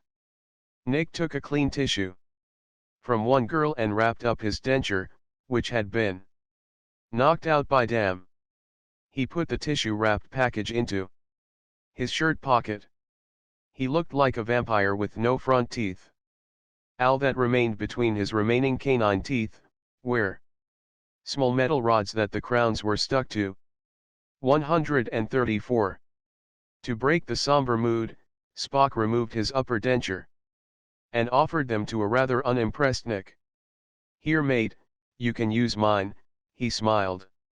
Nick just moaned about how much they had cost, and would be expensive to replace. Miguel had thought about what to do next. He did not want to leave any loose ends, which is what Dam had now become. Although things hadn't gone according to plan, his main fear wasn't that Dam would talk to the police. He wasn't scared of them, he was however terrified of Dam. Miguel knew once Dam had regained his strength he would come to hunt him down, and he knew this assassin easily could kill him, so I have to finish it now, he thought. He had decided to walk up to the bar, shoot Dam in the head, and in the ensuing panic, he would run back down to the alleyway and into the Dolphin Hotel, and lie low until the dust settled. He had $1 million, and knew that a fraction of that could buy his way out of anything. Yes, he thought, that is a good plan. It was the last thought he ever had. The mamazan flagged down a bot bus, and gave instructions to the driver. Spock carried Dam into the bus and laid him on a bench. Stu helped Nick, who complained about feeling sick and dizzy. So do I, thought Stu, it's called being spannered. They climbed onto the bus. People had gathered around them, curious by the ongoing activity. Nobody noticed that from the alleyway, a large, brilliant white plume shot up into the night sky for an instant and, like a lightning flash, was gone. The bot bus arrived at Pattaya Bangkok Memorial Hospital Accident and Emergency Department. Stu went inside and returned a few moments later with a nurse and ancillary staff. They all helped get the two injured men off the bus and into the casualty department. The casualty staff were efficient and, while 135 Stu and Spock sat in the waiting room, the two injured men are taken behind some large swing doors and into a treatment area. Approximately 30 minutes later, a doctor came out. He introduced himself and asked what had happened. He spoke English, and Spock and Stu had no problem understanding, but they couldn't be much help and told the doctor what they had seen. The doctor went on to explain that the Thai man had a bullet in his shoulder that would be removed when the emergency theater team arrived. He then informed them that Nick had a nasty laceration and a concussion. The doctor explained that they would both be admitted to hospital. They intended to suture and observe Nick, although he would probably be released the next day. The Thai would be treated for his gunshot wound and, as nobody knew who he was, turned over to police custody. He told Stu and Spock that they would have to pay for 2 private rooms, as the Thai didn't have any money on him, and their friend kept passing out when money was mentioned. Stu handed over 4,000 baht, which they both thought the right thing to do.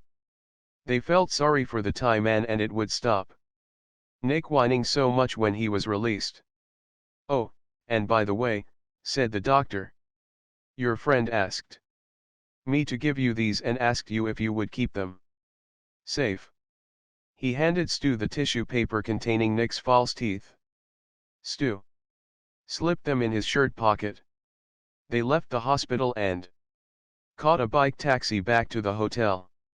The girls had spent the evening laughing and joking about conquests, foreigners, food, and shopping. They became spannered on the whiskey and wine coolers that the lads had left them. Spock and Stu entered the room, which went from raucous laughter to a guilty silence. 136. "Where's Nick?" slurred Luann. Spock explained that a Thai man fell on his head, bounced off him and landed on Nick, who now had to stay in hospital overnight. There was a stunned silence, and then the three girls burst out laughing, joined in by Spock and Stu. After the merriment had died down, Luann announced that she had better go to check on Nick. She left the room still chuckling to herself, while the others planned what to do next. Stu put his hand in his pocket, and pulled out the golden jewel-encrusted box. They all stared at it for a moment and then Deo asked, "What is it?" Stu turned the box over and they all looked. "I don't know, there is a lid, but it doesn't seem to open," said Stu.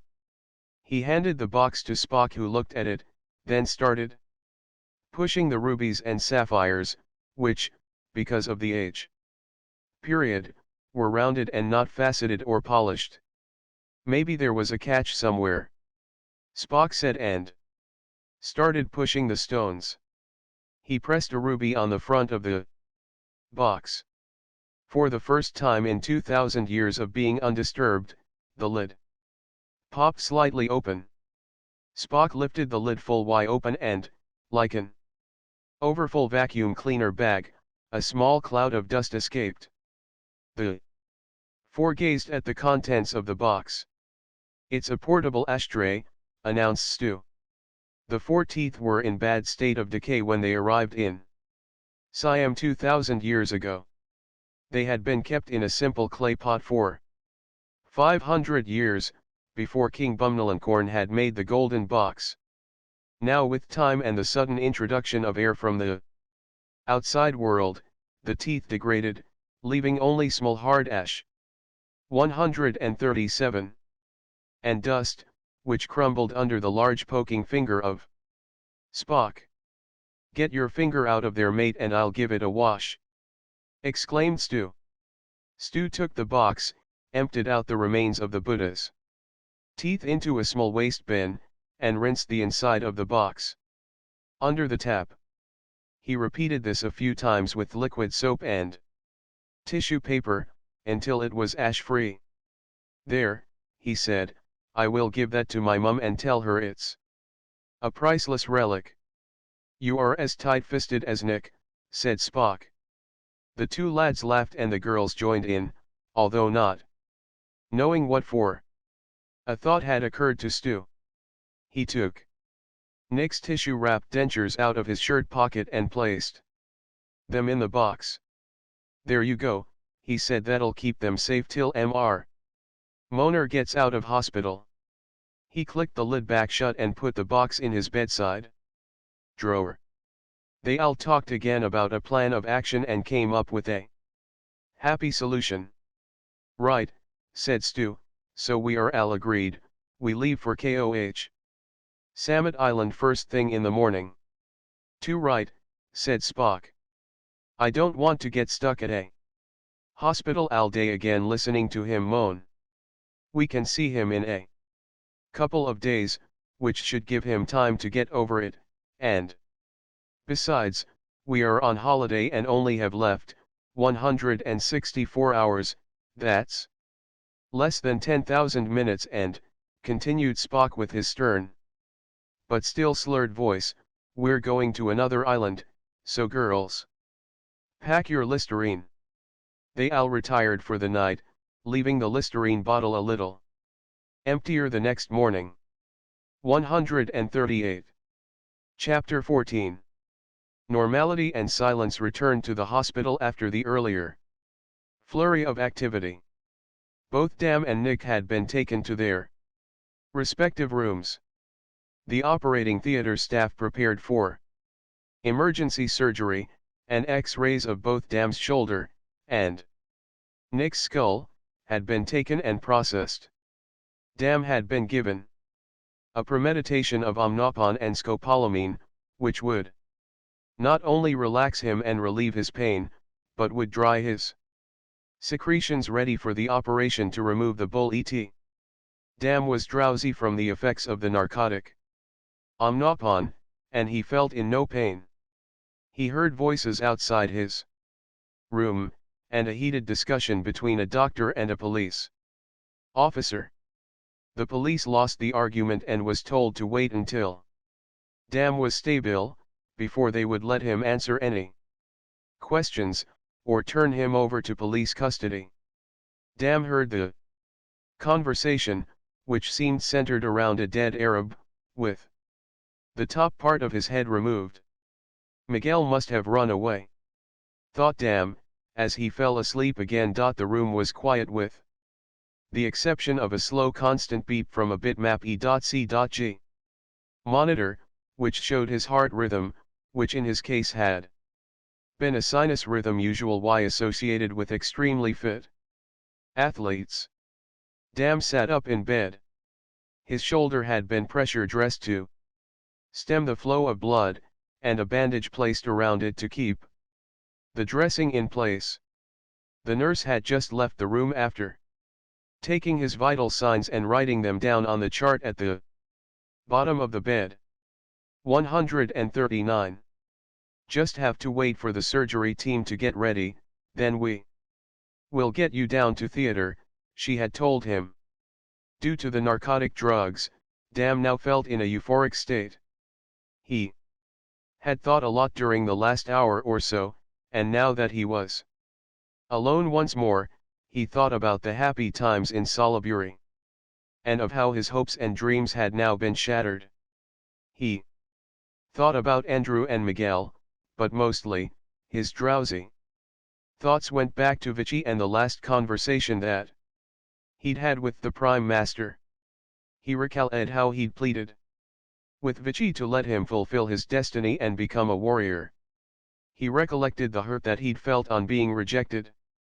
But the worst pain of all came when the old monk, Vichy, told him that Jin, the boy he had always believed to be his brother, wasn't, and for that, Dam could not forgive.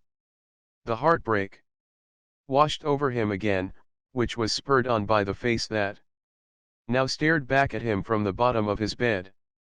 The figure was dressed in a Tinju monk's robe with a sheathed sword held in his hand.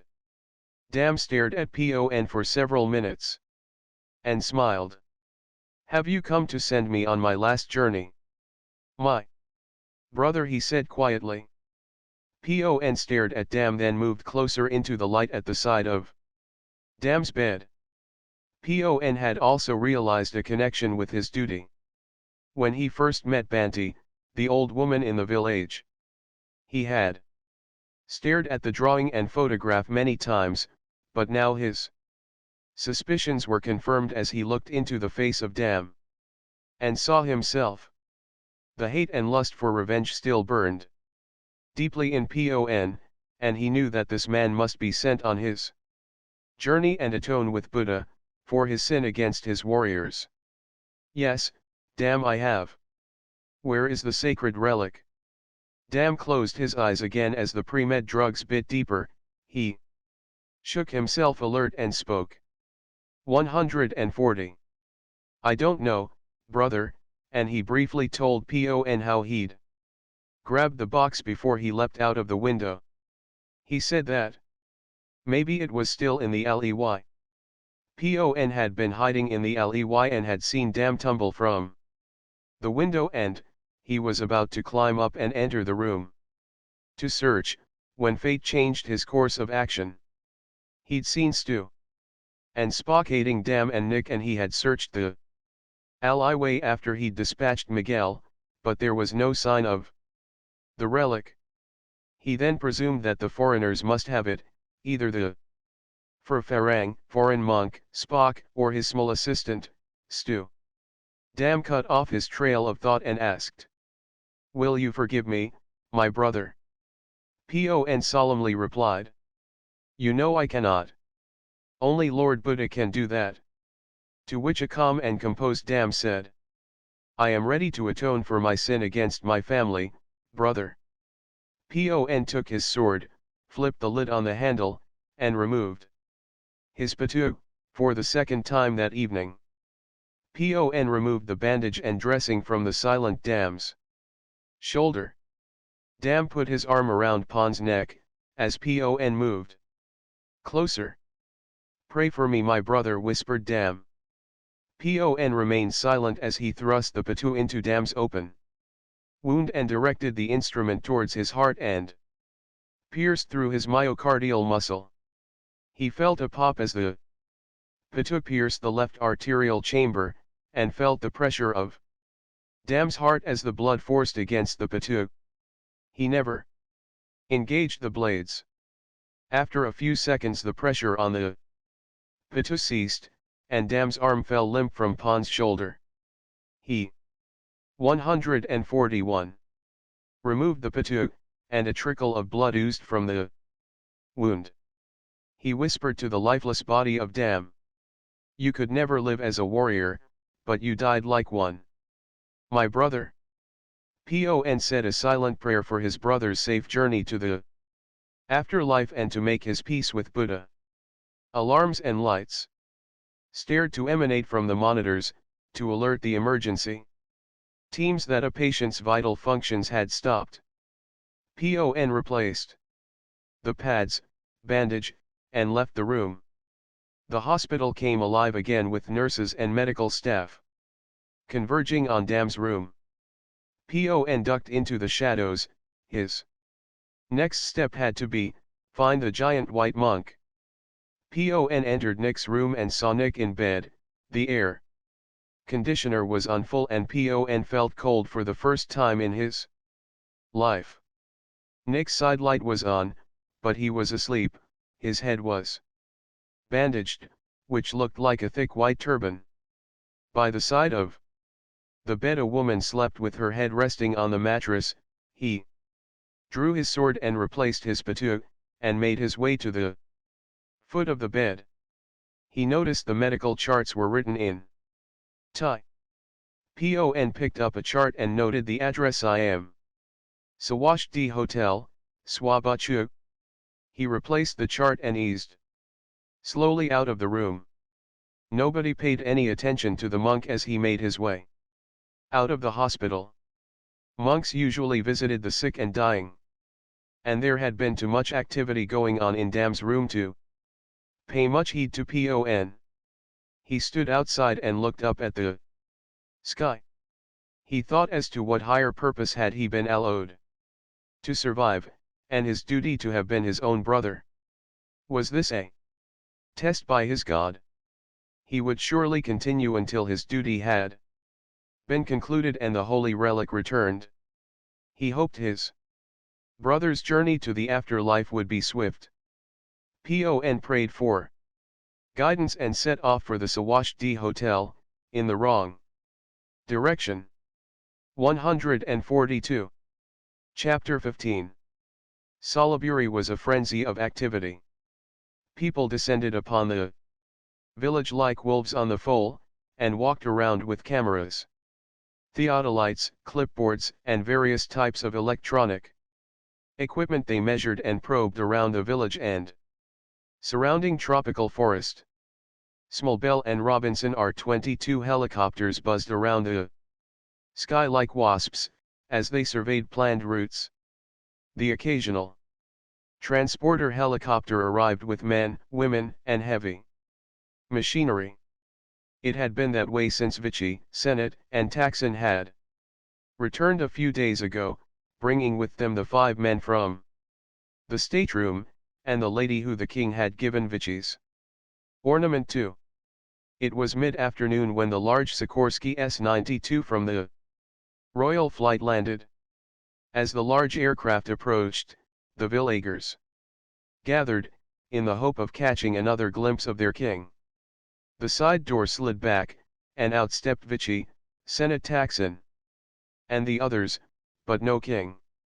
Although disappointed, they were happy to see the two monks, but unsure about the other strangers, who unloaded electronic equipment from the chopper.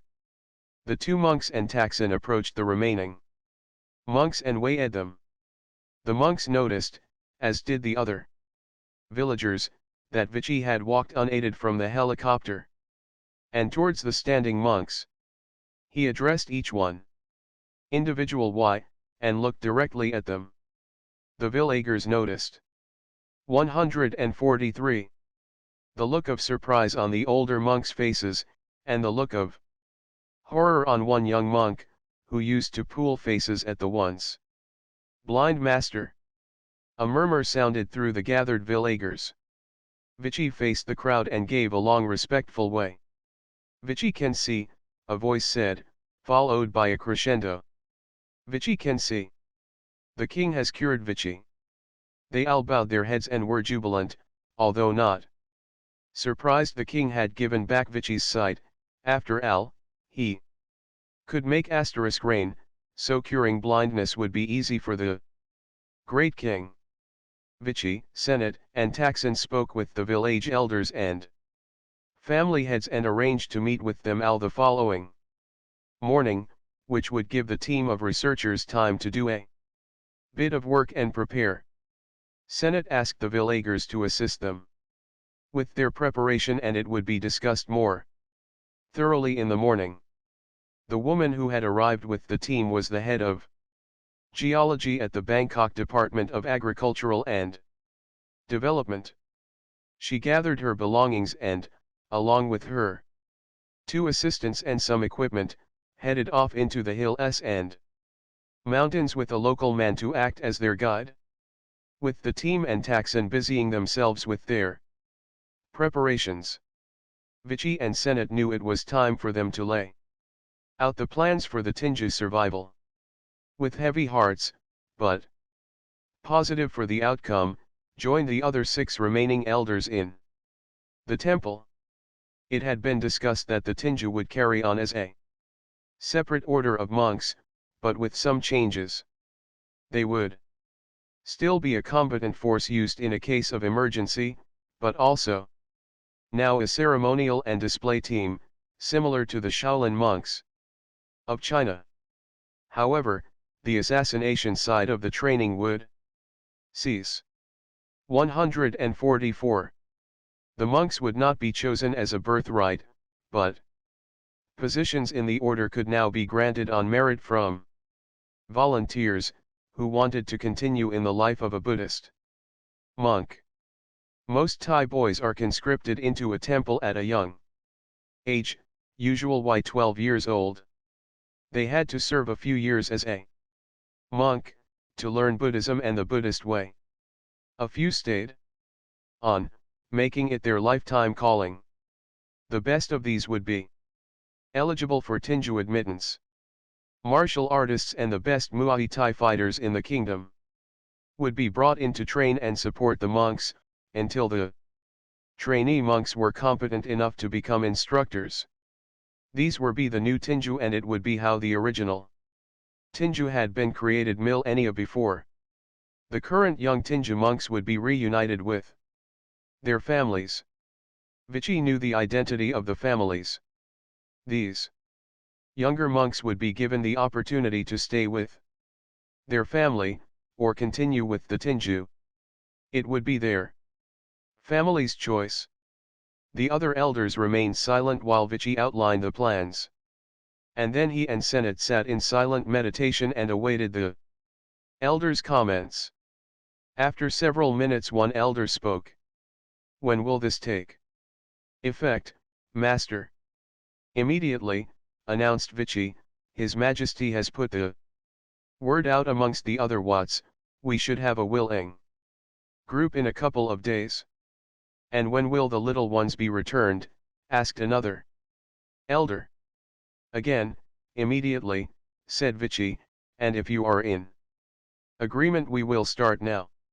"Well then, master," said another smiling elder, "let's make it so." The other elders nodded their agreement. 145. That evening, the village was filled with joy as some families were reunited with their sons. Families and friends from the village congregated in the meeting area at the side of the Wat, Al. Brought food and drink. Soto and urban whiskey went down well among the villagers and the newcomers. The monks stayed inside the Wat to meditate and pray. The bleary-eyed villagers gathered the next morning at the large village altar. On the large stone table were laid out plans, drawings, photographs, and laptop computers with 3D images. On the screen, the woman geologist and her team had returned the previous evening and joined in the celebrations, but had left at first light. Taxon was the first to speak, followed by each of the 5 remaining specialists. The proposal was to make a roadway and connect the village to Pangnam Ram. They would have electricity and running water supplied to the village. The road would stop at Salaburi, it would wind its way to the village around the jungle and hills. They would lose virtual Wino jungle to construction, and the surveyors would plan the best route to ensure this. This, they were informed, would bring prosperity to the village, whose crafts, carvings, and jungle produce could be sold to make money to improve their lifestyles and bring them in line with the rest of the country. The villagers had been given brochures of cars and pickups, which amazed them. The pictures were soon ripped out of the brochures to be framed and hung in their home later. They would all be given ID cards and therefore find jobs and borrow money from banks, anywhere in Thailand. The king would personally provide 4 pickup trucks for the village in order to transport fruits and other produce to the border market. The jungle herbs and medicinal 146 remedies would be researched for the benefit of the world, and any profit from discoveries would be given to the village. The villagers listened and looked at the images of what it could be like, on the simulations on the laptops and drawings. Taxon then concluded by reading out a message from the king. That ended with, "My beloved people of Salaburi, the decision is yours to make." Silence descended, followed by murmuring amongst the villagers, who were confused and apprehensive about any change to their lifestyle. However, change had already taken place with the return of their young Tinju, and if the Tinju could change, so could they? A villager asked. "What do you think, Master Vichy?" Slowly Vichy thought and then replied. "Our king has thought about this and decided that it will be good for us all." He paused and then announced, "I agree with him, we must change in order to survive." The villagers became silent again, until one of them asked, "Where can I get one of these?" holding up a picture of a gold-colored Toyota Vigo D4D. The villagers burst into roars of laughter and held up the pictures that they had removed from the now torn and discarded brochures. "I want one too," said another villager. "Me too," came the shout from individual villagers. Vichy turned and looked at Taxon. "I think that's agreed then, Kun Taxon." Taxon picked up a digital satellite transmitter and dialed, and on receiving a reply announced, "Your Majesty, the village has wholeheartedly agreed." 147. The next few days brought men and equipment in droves, followed by the arrival of small surveying helicopters that mapped the area between the village and Pangnam Ram. Everyone either helped with feeding the newcomers or carried equipment to and from the now familiar, and no longer monsters from the sky,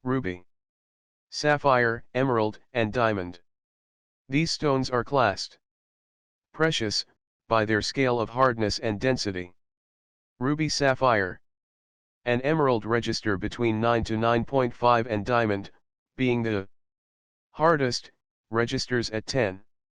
Every other gemstone, such as amethyst, garnet, etc., register below 9 and classed as semi-precious. Diamond and emeralds are not usually found traded at Canterbury. Diamonds are mainly traded in Africa and Amsterdam. Emeralds are usually traded in South America. Canterbury and its neighbor Trat used to have large deposits of ruby and blue sapphires. The mines, although almost mined out, left a legacy of a highly lucrative trading center. Millions of dollars change hands every day in exchange for precious rubies and multicolored sapphires that would be set in jewelry and worn by people all over the world.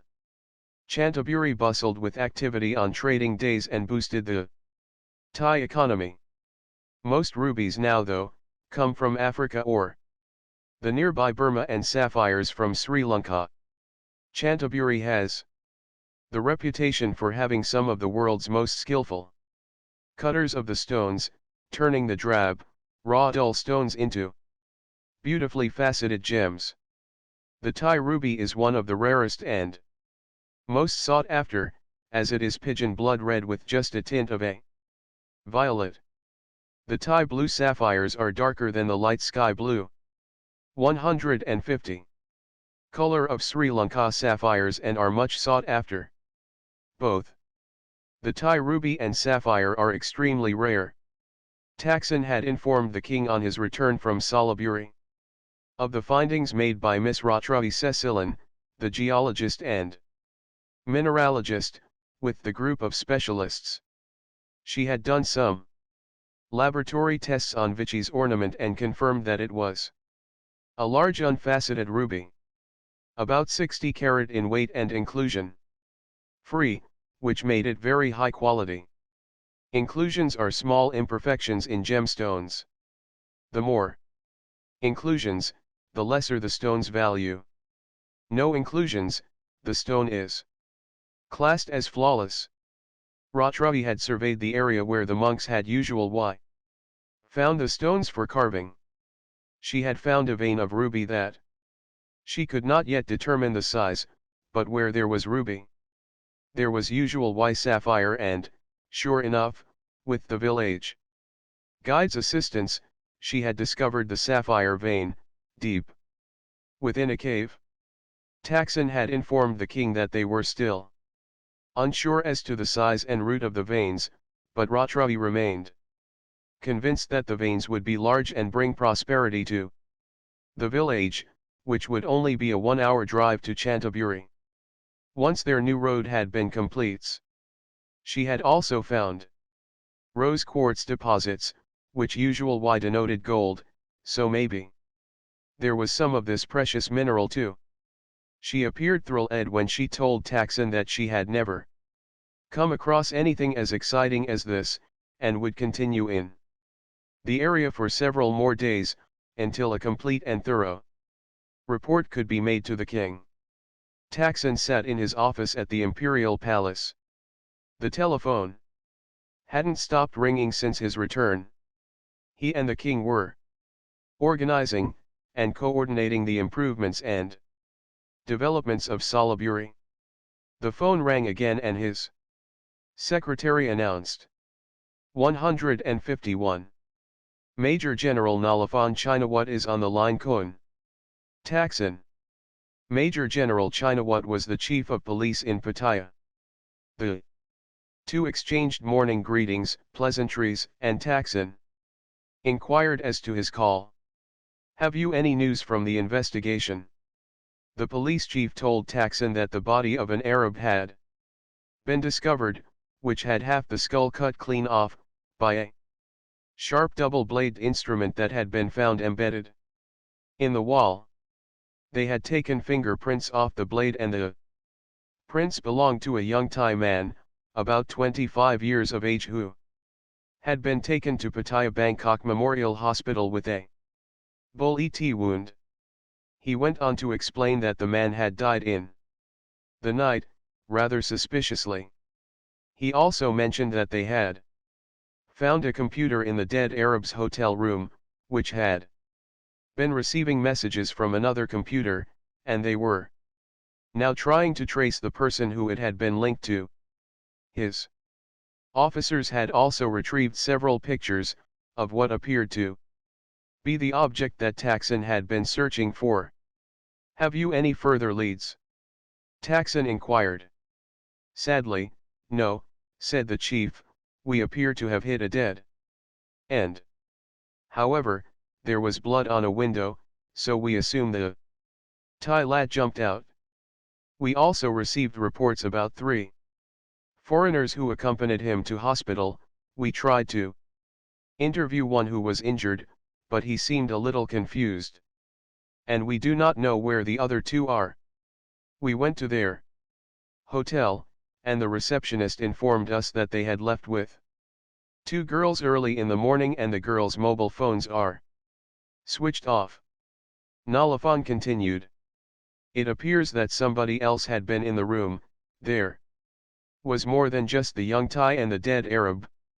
The Dolphin's receptionist told my officers that the Thai man had 152 checked in a few days ago, along with another foreign man, who they recognized as a friend of a Mr. Andrew Tohi, an unsavory character, who had left Thailand some years ago, but they could find no trace of this other man anywhere. They did, however, find a scorched area and a slight gold outline on the floor of the alleyway at the side of the hotel." Thaksin thanked the police chief and advised him, at this stage, just monitor the situation and continue investigating. He was confused and had many unanswered questions. Who were these foreigners? Moreover, who was this other man? He decided, at this stage, just to wait and see what developed. He would inform the king and see what action they should take, if any. He only hoped that the sacred relic had not already left the country and hoped that the young warrior Pon was safe and would contact them soon. 153. Chapter 17. Spock, Stu, Deo, and Mu were now on their way to Koh Samet, a small island, nature and marine reserve on the eastern seaboard. They hadn't booked anything, they had just caught the 9:30 bus to Rayong and hoped for the best. The lads ordered the girls to turn off their mobiles, and to leave them off. The bus would take 3 hours from Pattaya to Rayong, followed by an hour on the ferry to Samet. Koh precedes all islands' names. While on the bus, the girls had been trying to teach Spock and Stu some Thai language, but without much success. Thais liked the foreigners to learn a little, but not too much, of their language. The lads weren't interested. They had the basics. Sawash di crap, hello. Tolai crap. How much? Hung nam ti ne crap. Where is the toilet? And abia sing, code. Song crap. 2 bottles of Singa beer please. Crap being the polite ending to a sentence for a male. Ka polite ending for female. They figured they now knew the essentials, all they needed to know, and besides their ladies spoke English, although not so good, but they could be understood. They surveyed the other 154 passengers, who were a mixture of foreign and Thai. Stu pointed to a bald Thai man wearing a t-shirt and jeans. "Look Spock, it's your Thai brother and he is as bald as a bell end too." Spock chuckled. "Yeah, he is the economy size." They arrived at the Rayong jetty and bought their ferry tickets. And then went to one of the tour desks and booked 2 bungalow-style rooms, at the Malibu Beach Resort, which looked reasonable and was situated on the beach. They walked around a small market and bought some masks and snorkels. They embarked the small ferry 30 minutes later. Look Spock, your economy-size brother has got on, and it looks like he has a sword tied to his rucksack, ready to chop off. Your useless head, said Stu, chortling. Spock took this comment with as much dignity as he could, and gave Stu a short, sharp, clip around the ear. Pon had never seen the sea close up, and had never been on a boat, but he had conquered the sky, so the water should be easy. He thought. The old ferry pulled out of the harbor and headed towards Samet. Pon felt a little scared the first few minutes, but heard laughter coming from the giant white monk and his companions, which for some reason put him at ease. They arrived on Samet and caught a tuk-tuk to the Malibu beach resort, and they passed Pon along the way. Your brother looked lost, Spock, mentioned Stu. Then, noticing Pon follow in the same direction, continued, no, it's okay, he appears to be coming our way. They arrived 15 minutes later at the Malibu Beach Resort, a large resort with 50 rooms, swimming pool, restaurant, and a small mini-mart right on the beachfront. They checked in. 155. Changed into their swimming gear, and went onto the hot golden sand. The girls had bought some fruit from the market, had taken some ice from the restaurant and happily munching on some dull yellow-colored fruit that gave off a pungent aroma. What's that? asked Spock. Durian, explained Moo. You try, aloe, tasty. Spock pulled off a chunk out and sniffed it. Smells like crap. He took a large bite, then spat it out. Tastes like crap too. The girls ranted about him wasting food. He picked up the chewed lump of durian, washed the sand off with some bottled water and offered it back to the girls. They had a lazy afternoon relaxing and looking out at the clear blue still water of the South China Sea. The beach and resort were quite busy, with many people on the beach and by the pool. That evening they ate, showered, and took a stroll along the beach. Malibu Beach wasn't large, but other beaches were easily accessible from there. It was a central location, and they found small beaches with small resorts and bars, owned by both Thais and Europeans. They stopped at Inga's bar, that had small bamboo sides and a thatched dried banana leaf roof. Inga, the owner, was from Norway, an amenable chap, who once he started speaking, never seemed to want to stop. They ordered some cocktails as Inga told them that they were the best on Samet. Why don't you try the Long Island iced tea?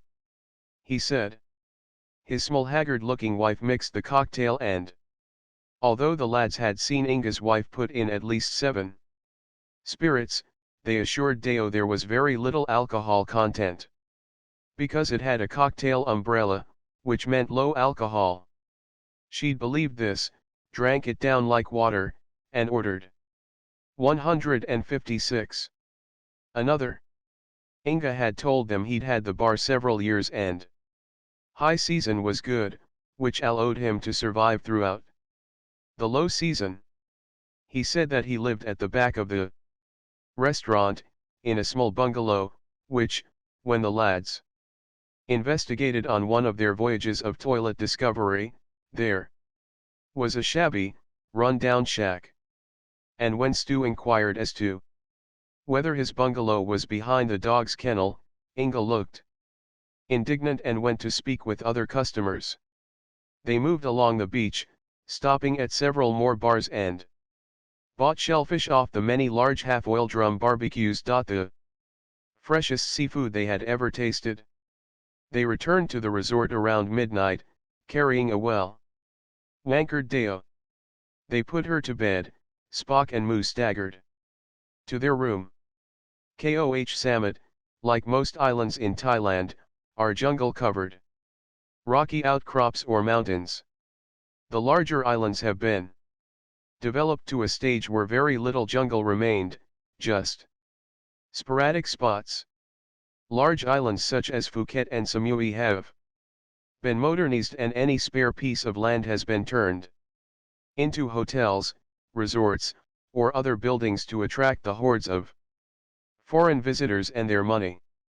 The small islands remain relatively unscathed, the tourist developments only being around the flat areas around beaches, leaving the harder to develop hillsides relatively untouched and still prime, lush jungle. In this small jungle terrain, overlooking Malibu Beach Resort was where Pon had made himself a small shelter in order to observe his 4 intended targets. He had gathered some edible roots and tree snakes that he ate raw, as he did not want to alert anyone to his presence by a fire. He had noticed the fish in the crystal clear water from the boat. But these fish didn't look the same as the ones caught in the 157 shallow stream surrounding Salaburi. He therefore decided not to catch or eat the sea fish. He used the eye illumination from the resort and noticed the 4 depart. He meditated and continued with his carving. His plan was to make a move that night, but when he saw the 4 returning to the resort, and one of the women appeared sick, he decided it would be wrong to do anything now. Besides, he would need her to translate for him in order to get the relic, before dispatching them to their respective gods. He had thought Spock to be a Farangka, foreign white monk, because of his shaven head, and hoped that Buddha would forgive him for killing the monk, but he had the relic, of that he was sure. The next morning the 4 awoke around 11 a.m. They ate breakfast and went down to the beach. It was a hot and sunny day. Deo had a hangover and busy blaming Stu and Spock for feeling unwell, and not believing their excuse of, she probably ate a bad prawn. The lads wanted to go snorkeling and got their masks and snorkels, but had to pluck up courage, because the previous night, while talking to Inga, they mentioned about sharks in the ocean. Inga had told them that there were sharks, mainly leopard sharks, but they were harmless to humans as they were only bottom feeders and fed on small crustaceans. This had panicked the lads a little, as the words leopard and shark in the same creature's name certainly did not sound harmless to them. After spending the morning chilling out, the girls went to their room to watch television, leaving the 2 brave explorers, who had eventually plucked up the courage to go beyond their ankles. Spock and Stu entered the warm clear water, the sound of the Jaws theme tune in their heads. They swam out over the coral. It was low tide and they were only about 2 meters deep. But as they saw what the undersea kingdom had to offer, they soon forgot their fear.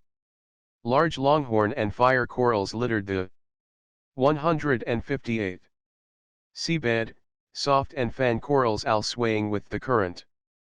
The reef was alive with sea life, schools of neon blue tetra and butterfly fish were all around them.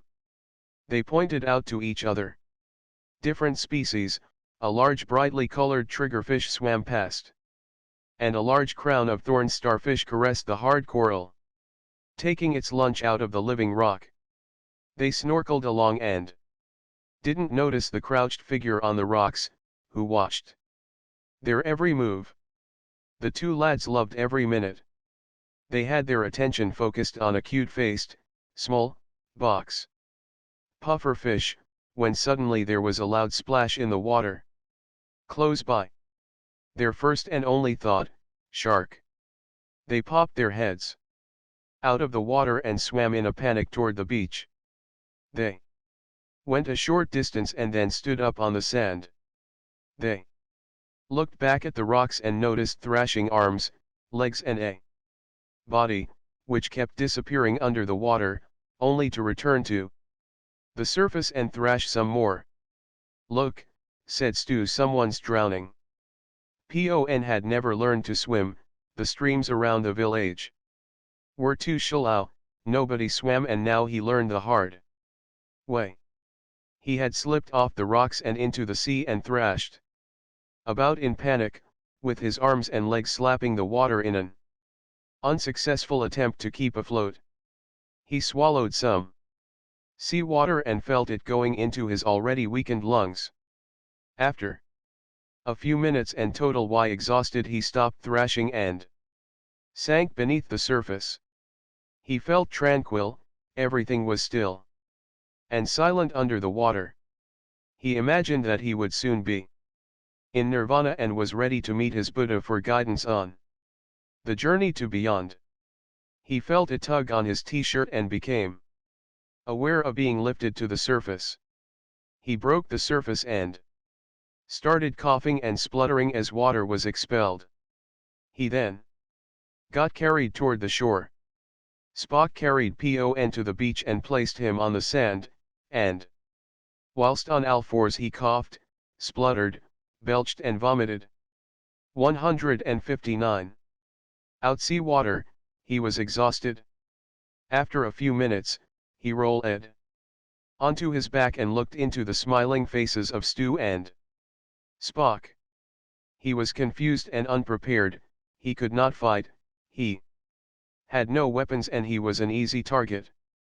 He rolled onto his front, and got weakly to his feet, then ran off into the jungle. Stu waved sarcastically and said, "Yes.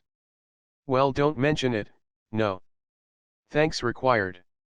Spock responded, "What a rude little shit. Gives bald people a bad name."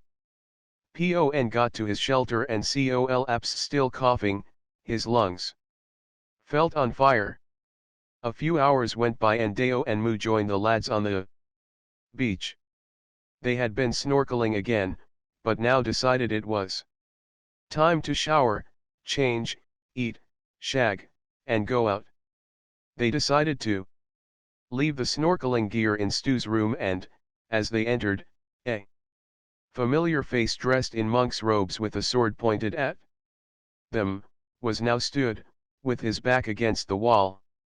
Shocked, they moved forward and the monk cut through the air with his sword as a warning not to go any closer. "Where is the sacred relic?" Pon snarled, in Thai. Deo and Mu couldn't understand what he meant by relic, and became scared and confused. Stu was angry and confused. Spock became angry with somebody pointing a blade toward him. Spock reacted and threw the masks and snorkels at Pon, who slashed the masks clean in half, but did not respond quick enough to return to his guard, and received a bone-crunching left hook from Spock that could have fell at a horse. Stunned and rattled to the bone, Pon dropped his sword. Spock, shocked at not knocking this little man out, grabbed him by the throat and lifted him against the wall. Pon was dazed and tried to shake the effect of the blow off. He now dangled off the floor with an angry Spock staring at him. He became subdued and looked at the 160. Stu instructed Deo and Mu to ask him what he wanted, and Spock released his chokehold slightly, to allow the monk to reply. Pon tried to think of a way to reach his glaive. Mu then asked him what he wanted and he croakily replied. Deo and Mu then understood. "The little gold box belongs to him, and he wants it back," said Deo. Stu thought for a moment and said, "The portable ashtray. Why didn't he just ask?" Deo relayed the message and Pon fell silent, deep in thought. He thought about the events of the past week, of how he had lost his brother monks, and killed his own real brother, and now he was confused about these two white men. He realized that he had been driven by his lust for revenge in his quest to return of the holy relic to restore the honor of the Tinju, and he considered, surely it could not be as easy as just to ask. He looked at the serious face of Stu, and the frightened and confused faces of Deo and Mu. He glanced to his side and looked at the giant monk. These people didn't appear the same as the other white men he'd already dispatched. They had saved his life and he owed them that. He quietly said, "Have you got the holy relic, and could I have it?" Deo repeated this to Stu, who said, "Tell him I found it, it is safe in Pattaya, and of course if it meant so much to him he could have it with pleasure." Pon could not understand this, he was confused, and could not think of his next course of action. He was a Tinju warrior, but he was also a man who lived for peace and harmony, and had slipped off his path to enlightenment. He was a Buddhist monk, who now unexplainably, non-Buddhists had jogged back into returning to his path. He never expected this after everything that had happened. What do I do? He thought. 161. Spock eased his grip and lowered Pon to the ground. Pon looked startled at the four, not knowing what to do next. He nervously started laughing. The hurt, misery, anguish, and lust for revenge had been building up like a pressure cooker, and now, with his thoughts conflicted, the only release valve was laughter. Spock looked at the laughing monk and smiled and put his arm around Pon's shoulders and looked deep into the small monk's eyes, and said, "You my small friend are a nutcase." Stu started to laugh, making Pon laugh louder. Spock joined in, followed by the girls. Spock picked up Pon's sword, tapped him on the head with the handle and gave it back to him, which kept the laughter going, and, although nobody in the room knew what had been so amusing, it felt good and continued for several minutes. Once the laughter had died down, Pon sat on the bed and briefly told his story via Deo and Mu. Although their English wasn't so good, the two lads got the gist and noticed that the two girls looked sheepish every time the contents of the box were mentioned. They had to lie when asked if the box had been tampered with. This brought a smirk from Stu and Spock. "Well, at least they have new teeth now, last another 2,000 years easy," said Spock. Spock continued with their laughter, and Pon, who didn't have a clue what they'd said, laughed anyway, which brought quick scowls from the girls. Pon was careful not to mention the demise of the previous duties, including his brother. After Pon had related his story, Stu and Spock told of their plan to spend 2 more nights on the island and then return to Pattaya. They assured Pon that the relic was safe and he was welcome to stay with them until they returned to Pattaya. Pon, although cautious, reluctantly agreed. He did not want to spoil their holiday, and besides, he could learn more about these strange foreigners. Spock went to the mini-mart and returned with a large bottle of Sangthip Thai whiskey, 4 glasses, and a 162 wine cooler for Deo. He poured the whiskey out and asked Mu to tell Pon it was an English tradition when new friendships were made. Pon had never tried alcohol before, and the first taste came sharp to the back of his throat. By the 3rd glass, he had gotten quite a liking for this new liquid. By the 4th glass, he was wankered and fell fast asleep. Spock and Stu booked him into a room and carried him to his bedroom. It was only 7 o'clock. The four went to Inga's for another night on the island. Pon woke up once during the night and rolled onto the floor and fell back to sleep. The next day there came a tap on Stu's door. Stu opened the door to a very angry-looking security guard and a sheepish-looking Pon, who had woken up alone and presumed that he had been duped. He had been running around, swishing his sword and causing mayhem. The resort staff eventually subdued him and said that he had been put in a room by his friends, and he calmed down when they took him along to Stu's room. Stu brought Pon into his room, after Pon had blessed the staff and apologized. Stu didn't think he had slept that long, but his watch read 5 o'clock, so he left Deo and Pon in the bedroom, while he showered and dressed. He wanted to do a bit more snorkeling, so he would get Spock up and grab a bite to eat first. He walked back into the bedroom. Pon and Deo were watching television. Deo showed Pon how to work the TV remote control and Pon flicked through the Thai channels. "Come on," said Stu to Deo, who was still naked with just a sheet wrapped around her. "We'll go to eat and grab the last of the sun before it gets dark." Deo smiled. "It's 5 o'clock in the morning, stupid man." Pon, the assassin, who could easily kill a man in the blink of an eye and whose fighting skills could, on a good day, take out a 163 small army, got led, with his ear gripped firmly between the finger and thumb of an irate, small, fat Englishman and placed in his room. Stu sat him on the bed, turned on his TV, gave him the remote and his watch and pointed to 10 o'clock. "Come back to the room then."